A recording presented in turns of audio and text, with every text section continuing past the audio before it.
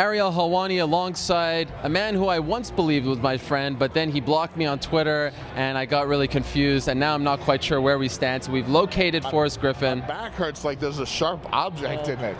Well, how about my heart? When I wanted to try to send you a message, and then I got this message that popped up for the first time in my life. You have been blocked. User has blocked you, something like that, and it hurt. I've never gotten that yet. I've never been blocked.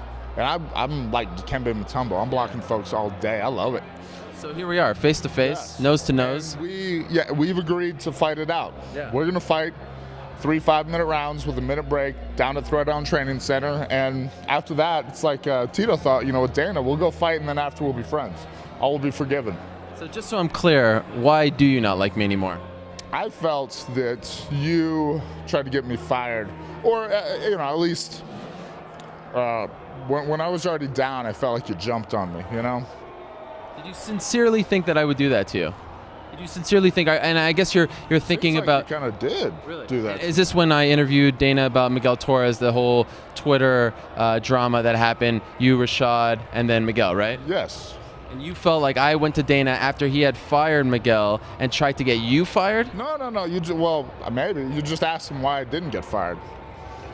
The line of thinking, just to clear it up, was everyone was wondering why he would get fired, right, and there was no punishment for other controversial tweets. So it was more to try to understand the line of thinking for his punishment, not so much to get what. Me fired.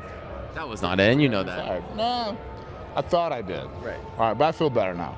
And you did say something interesting on Twitter as well, not to make this all about our relationship here, but you said, when you first met me, I was just a reporter. No, I was just a person. You were a person. Now I'm a reporter. Become a reporter.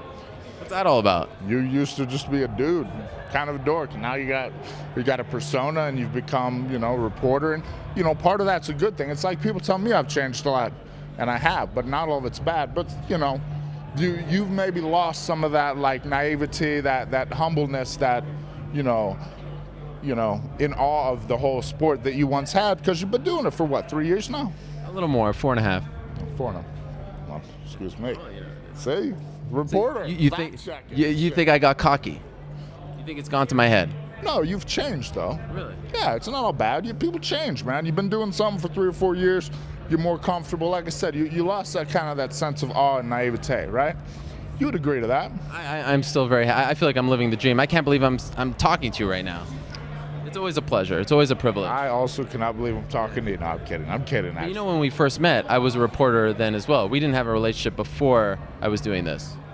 Yeah, but I'd never heard of you. Right. And you obviously didn't know much about MMA. That's not true. Did you know about it? I'm a huge fan. Were you? Okay. Little known fact. Have you been doing MMA reporting?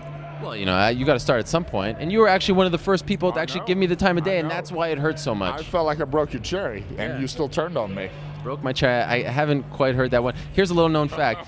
You and Stephan Bonner hosted the Tough 3 finale show, pre-show on SpikeTV.com. Do you remember that? It was at the Hard Rock. Kenny Florian fought Sam Stout, and it was the Kendall Grove, Ed Herman. Do you remember that? Yeah, I do, actually. You hosted that. You know who was your writer and fact checker for that show?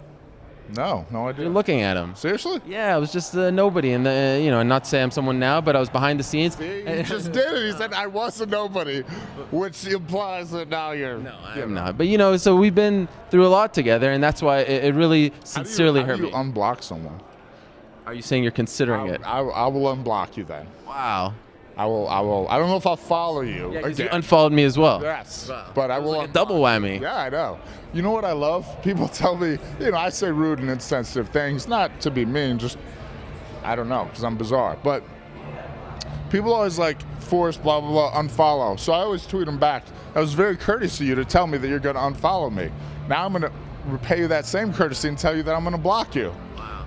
You couldn't even do that to me, though. I love it. Well, that was before I came up with my little clever turn of phrase there.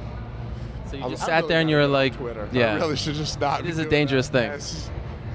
People shouldn't really hear what some 30-year-old dude that gets punched in the living for a head thinks all the time, I should just talk about what I had for breakfast and lifted weights or something. No, I like it better this way.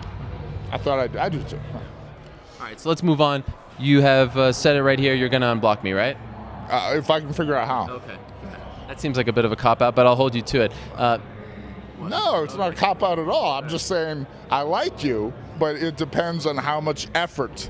You know, if there's a lot of effort in unblocking someone, I gotta do it. You know, I'm Buried the hatchet, though. that's honest. We have, yes. When are we going to see you fight again? I could be ready pretty soon. I'm a little heavy, but I've been working out pretty good. I actually been working out with Roy a lot. Yeah. I don't recommend it. It's not fun. Are you the reason why he lost all that weight? No, God no.